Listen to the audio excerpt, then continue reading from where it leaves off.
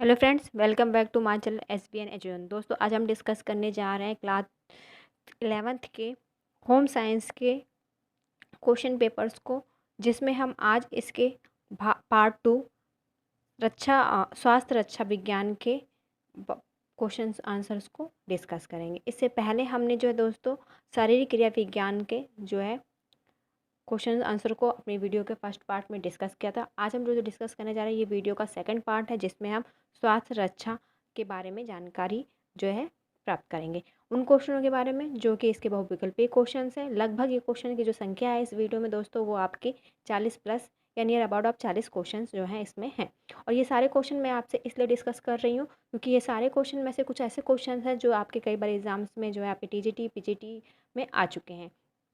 ये जो है इनमें से है देखने में दोस्तों ये क्वेश्चन है तो बहुत आसान, लेकिन कई बार आपका 1 नंबर जो है या 2 नंबर के जो क्वेश्चन आते हैं, अगर आपने इन क्वेश्चनों को नहीं अटेम्प्ट किया है तो जो है वहाँ पर आप जो है उससे बाकी स्टूडेंट से जो है कंपटीशन में पीछे रह जाते हैं। तो मैं यहाँ पर इसलिए इस बुक्स के जो है सभी पार्ट्स के क्वेश्चंस की सीरीज़ जो है तरीके से ला रही हूँ, पार्ट 1 पार्ट 2 पार्ट 3 करके, जिसमें पहले मैं फर्स्ट ईयर्स का देन उसके बाद सेकेंड ईयर का जो है वीडियो आप लोग के लिए जो है लेके आ रही हूँ।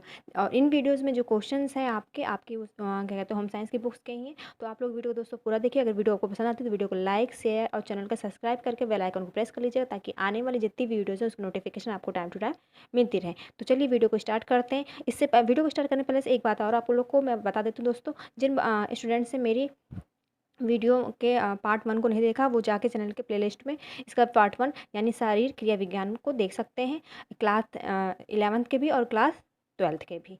चलिए वीडियो को स्टार्ट करते हैं। वीडियो का जो पहला प्रश्न है आज का वो है आपका हाइजीन शब्द किस भाषा से लिया गया। जैसा कि दोस्तों मैंने अभी स्टार्टिंग में ही आपसे कहा कि ये जो क्वेश्चंस मैं यहाँ डिस्कस कर रही हूँ इसका मेन मोटिव है कि आपके इन बुक्स के भी क्वेश्चंस के रिवीजन हो जाए, क्योंकि कई बार क्वेश्चंस यहाँ से भी आपके जो है क्वेश्चन पेपर में देखे गए हैं।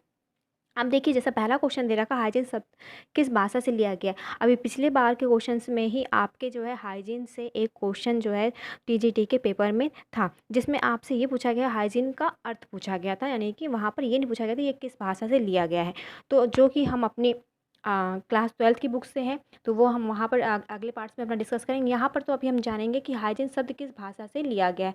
पहले ऑप्शन देख लेते हैं। ऑप्शन में आपका दिया गया है मिश हिंदी, अंग्रेजी, यूनानी। तो जो हाइजीन है दोस्तों वो आपकी किस भाषा से लिया गया है, यूनानी भाषा से लिया गया है। तो उसका सही आंसर जो हो जाएगा आपका क्या हो जाएगा, ऑप्शन नंबर डी।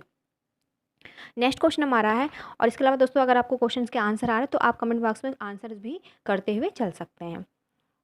थकान को दूर करने का सर्वोत्तम उपाय है टीवी देखना, सिनेमा देखना, उचित नींद, बातचीत करना। तो इसका हम सभी देखिए जितने भी क्वेश्चंस हैं, पहले मैं आपको बता दूं क्वेश्चंस के जो बेस है वो बहुत ज़्यादा आसान है, क्योंकि ये हमारे दैनिक जो है दिनचर्या से रिलेटिव्स हैं। तो इसके आंसर हम बहुत आसानी से दे सकते हैं, लेकिन कई बार ऐसा होता है कि अगर हम इन क्वेश्चन को नहीं करे होते हैं तो हम कन्फ्यूज़ हो जाते हैं और क्वेश्चन आते हुए भी हम गलत कर जाते हैं। इसलिए जो है इस क्वेश्चन को हम यहाँ पर बहुत तेज़ी के साथ देखते हुए चलेंगे। अब देखिए, ऑप्शन में आपको जो दे रखा थकान को दूर करने का सर्वोत्तम उपाय क्या है, तो सर्वोत्तम उपाय क्या है आपका जो है उचित नींद। अगर हम उचित नींद लेते हैं तो इससे क्या होता है, हमारी थकान जो होती है क्या होती है, दूर हो जाती है। तो इसका सही आंसर जो हो जाएगा आपका क्या हो जाएगा, ऑप्शन नंबर सी।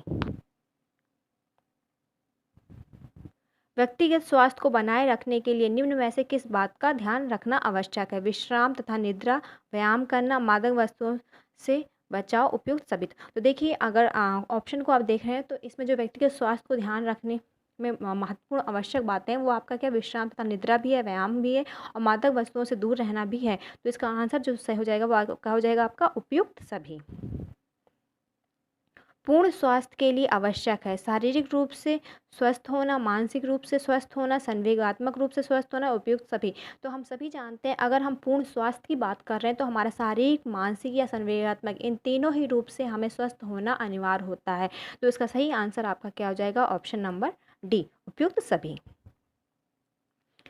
दैनिक कार्यों से हुआ थकान को दूर करने के लिए क्या करना चाहिए, कार्य करना चाहिए, विश्राम करना चाहिए, व्यायाम करना चाहिए, भोजन करना चाहिए। इनमें से हमें क्या करना चाहिए, तो हमें क्या करना चाहिए, अगर हम दैनिक कार्यों से थकान महसूस कर रहे हैं तो हमें क्या करना चाहिए, विश्राम करना चाहिए। तो इसका सही आंसर क्या हो जाएगा आपका, ऑप्शन नंबर बी। हमें सदैव बचना चाहिए मादक द्रव्यों से, विश्राम से, व्यायाम से, सॉरी माफ़ कीजिएगा, पहले परिश्रम से, फिर व्यायाम से, फिर आपका विश्राम से। तो हमें सदैव बचना चाहिए, किससे बचना चाहिए? हमें सदैव मादक द्रव्य से जो है बचना चाहिए। तो इसका सही आंसर हो जाएगा ऑप्शन नंबर ए।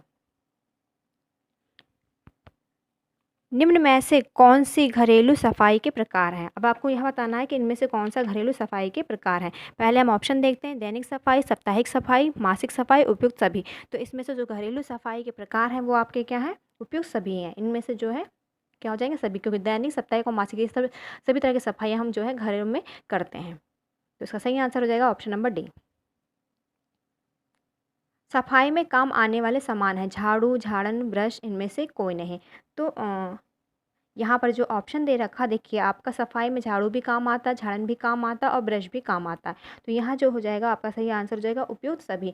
ये जो ऑप्शन यहाँ लास्ट वाला है, यहाँ इनमें से कोई नहीं की जगह हो जाएगा उपयुक्त सभी।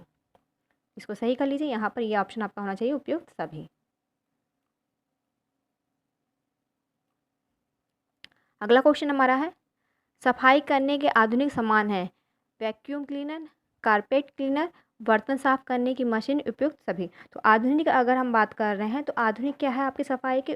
वैक्यूम क्लीनर भी है, बर्तन साफ करने की मशीन भी है और कारपेट क्लीनर भी है। तो ये इसमें जो सही आंसर हो जाएगा क्या हो जाएगा आपका? उपयुक्त सभी। गंदगी में सबसे अधिक पनपते हैं, गंदगी में सबसे अधिक क्या पनपते हैं? पहले तो ऑप्शन देख लेते हैं, मच्छर, मक्खी, कॉकरोच, रोगाणु। तो अगर हम बात करते हैं गंदगी में पनपने की, तो देखिए इन सभी का जो पूर्ण रूप का एक सही आंसर अगर आप ढूंढेंगे तो रोगाणु हो जाएगा, क्योंकि इन सभी से क्या होता है? रोगाणु होता है। तो इसका सही आंसर हो जाएगा option number D is the correct answer. धूल भरी आंधी आ जाने के उपरांत की जाने वाली सफाई को कहते हैं, दैनिक सफाई, वार्षिक सफाई, आकस्मिक सफाई, अनावश्यक सफाई। तो अचानक जो है अगर आप धूल आंधी आ जाती है तो उसको हम क्या कहेंगे? आकस्मिक सफाई के नाम से जानते हैं। तो उसका सही आंसर हो जाएगा option number C is the correct answer. घर की सफाई क्यों आवश्यक है? रोग की कीटाणुओं को रोकथाम के लिए, घर की सजावट के लिए, सुचारू रूप से गृह व्यवस्था के लिए, इन सभी कारणों के लिए। तो ये इसका सही आंसर क्या हो जाएगा? घर की सफाई जो है आपके रोग की कीटाणु से रोकथाम के लिए भी आवश्यक है, सजावट के लिए भी आवश्यक है और सुचारू रूप से गृह व्यवस्था। तो ऑप्शन नंबर डी क्या हो जाएगा? इसका सही आंसर हो जाएगा। अगला क्वेश्चन हमारा है, निम्न में से कौन से संवातन के कृत्रिम साधन है? निर्वातक, पंखे, कूलर, वातानुकूलन, इनमें से सभी। तो इसका सही आंसर क्या हो जाएगा आपका? इनमें से सभी।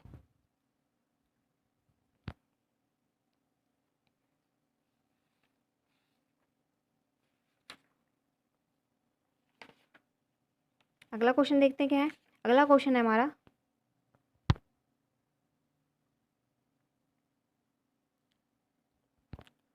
वायु में अशुद्धियाँ पाई जाती हैं, गैसीय अशुद्धियाँ, ठोस अशुद्धियाँ, ए और बी दोनों, इनमें से सभी। तो वायु में जो है आपकी गैसीय और ठोस दोनों तरह की अशुद्धियाँ पाई जाती है। तो इसका सही आंसर क्या हो जाएगा आपका? Option number C is the correct answer.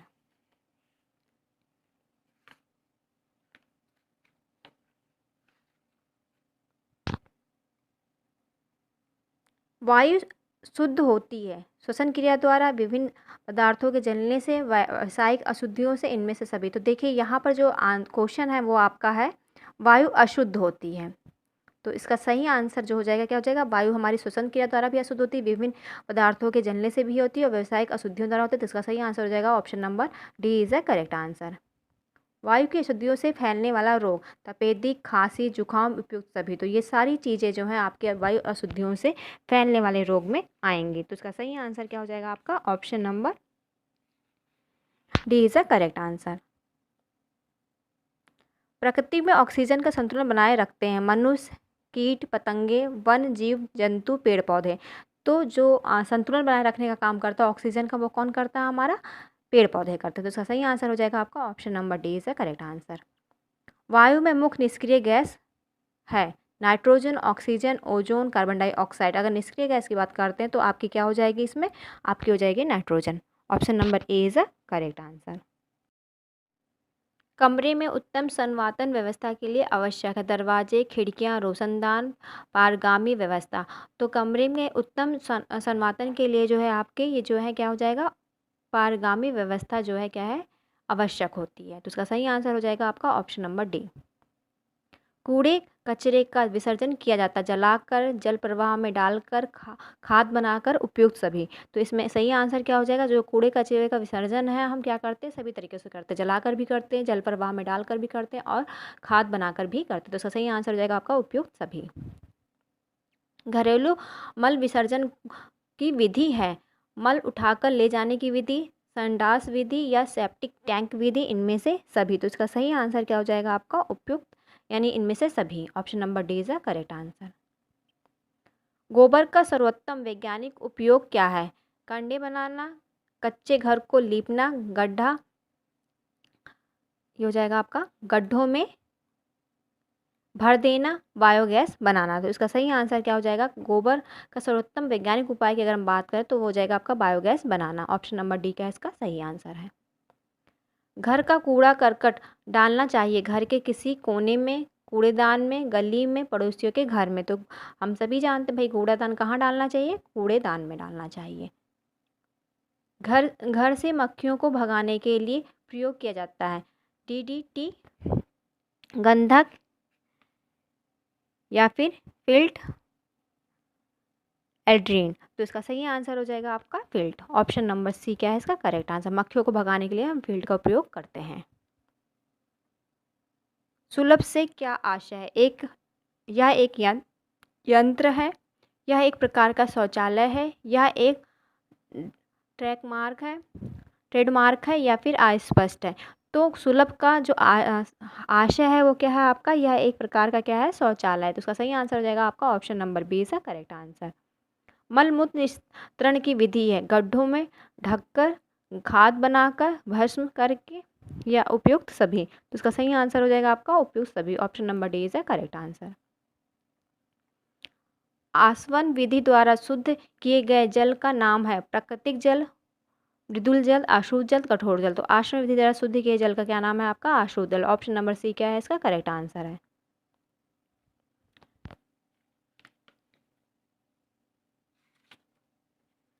जल के भूमिगत स्रोत हैं? झरने, कुएं, ट्यूबवेल, इनमें से सभी? तो इसका सही आंसर आपका हो जाएगा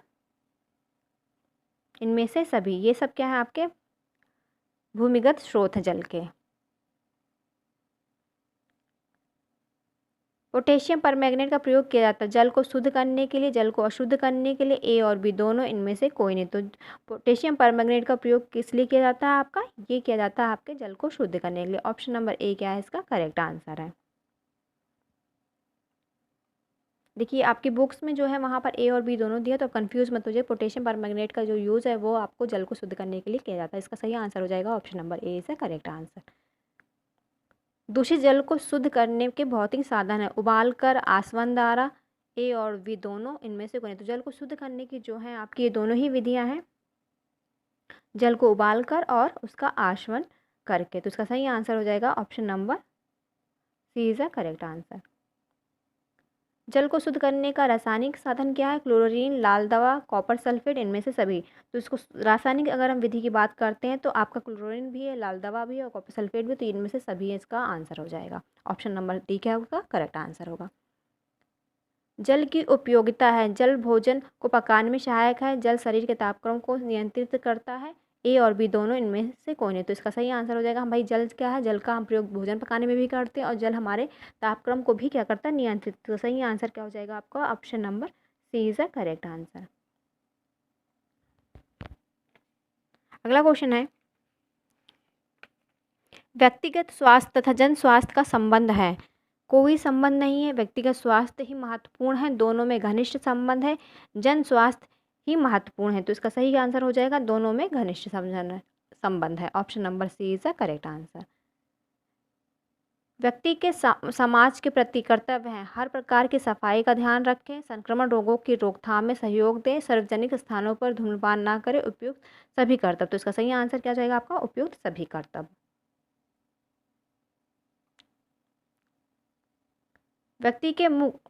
व्यक्ति के मुख्य दायित्व हैं? स्वयं के प्रति दायित्व, परिवार के प्रति दायित्व, समाज और राष्ट्र के प्रति दायित्व, उपयुक्त सभी।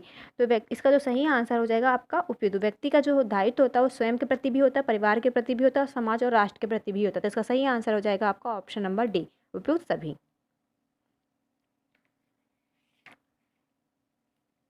उद्यम के प्रमुख प्रकार हैं, तो यहाँ पर बताना उद्यान, ये क्या कहता है आपका उद्यान है।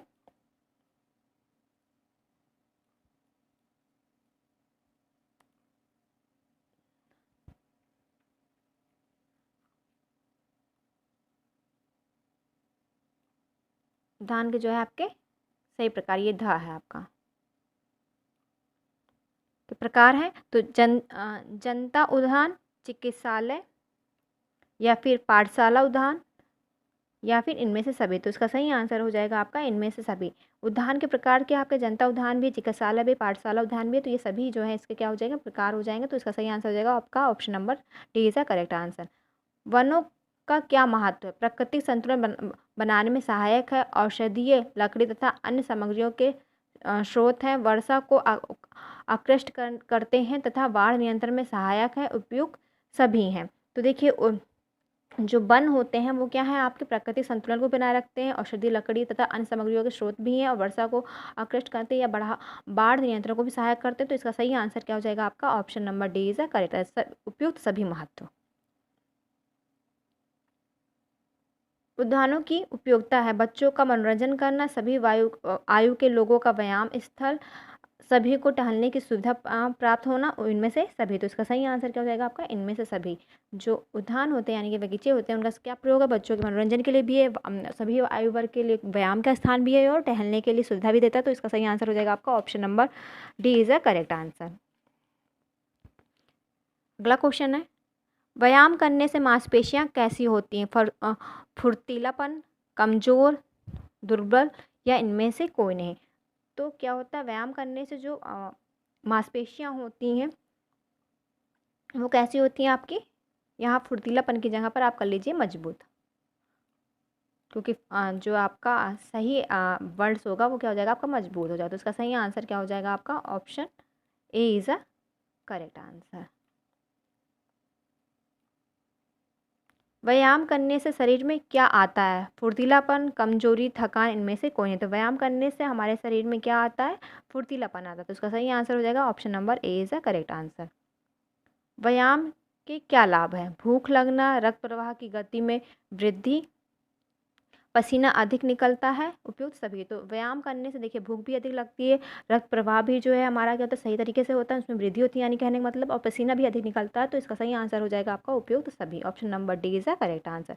इस वीडियो का लास्ट क्वेश्चन हमारा है, व्यायाम से लाभ है शारीरिक विकास, स्वास्थ्य में सुधार, मानसिक विकास, इनमें से सभी। तो इसका सही आंसर हो जाएगा आपका इनमें से सभी। Thank you.